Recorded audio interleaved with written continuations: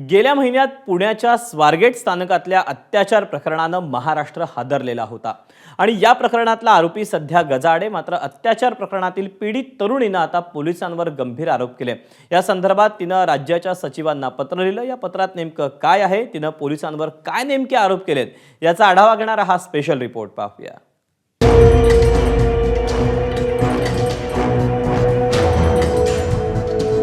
28 फेब्रुवारीची पहाट पुण्याच्या स्वारगेट स्थानकातल्या याच भागात एका शिवशाही बसमध्ये 28 वर्षीय तरुणीवर अत्याचार झाला।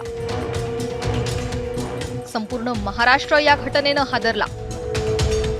अत्याचार करणारा आरोपी दत्ता गाडे पोलिसांच्या ताब्यात आहे। मात्र या घटनेच्या महिनाभरानंतर पीडित तरुणीनं पोलिसांवरच गंभीर आरोप केलाय। तिने थेट राज्याच्या प्रधान सचिवांना या संदर्भात पत्र लिहिलंय। आरोपी दत्ता गाडेनं 2 वेळा अत्याचार केला। तिसऱ्यांदा अनैसर्गिक कृत्य करण्याचा त्याचा प्रयत्न होता। विरोध केल्यानंतर त्यानं पळ काढला। चौकशी वेळी इच्छा नसतानाही वैद्यकीय अधिकाऱ्यांकडून चाचणी करण्यात आली। पुरुष पोलीस अधिकाऱ्यांनी चौकशी केली।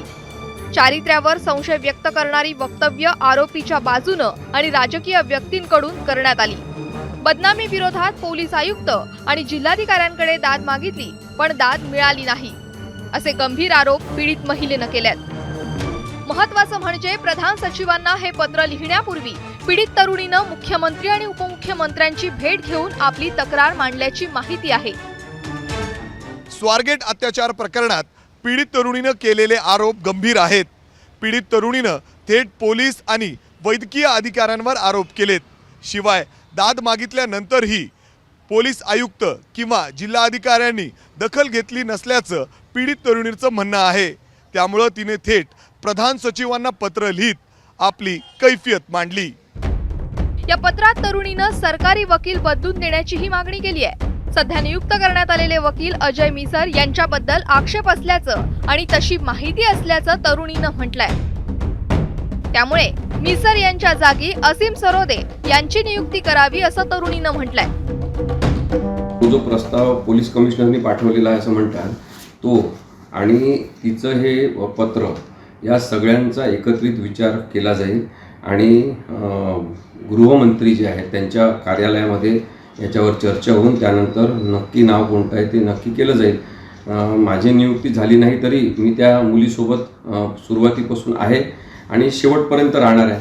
मी आत्तासुद्धा याच्यात सगळी प्रक्रिया पूर्ण केलेली आहे की माझं कन्सेंट लेटर दिलेलं आहे, माझं अंडरटेकिंग दिलेलं आहे आणि या अंडरटेकिंगमध्ये मी स्पष्टपणे सांगितलं आहे की मी ही केस चालवायसाठी विशेष सरकारी वकील म्हणून 1 रुपया ही फी घेईन। मला याची पूर्ण माहीत नाही, पण संबंधित यंत्रणा त्याची पूर्ण माहिती घेऊन सरकार प्रत्येक माझ्या भगिनीचं संरक्षण करेल। स्वारगेट प्रकरणात आरोपी दत्ता गाडे 8 एप्रिल पर्यंत न्यायालयीन कोठडीत आहे।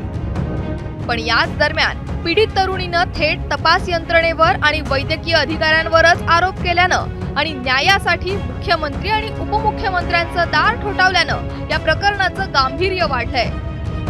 मिकी घईसह ब्युरो रिपोर्ट, एबीपी माझा, पुणे। एबीपी माझा, उघडा डोळे बघा नीट।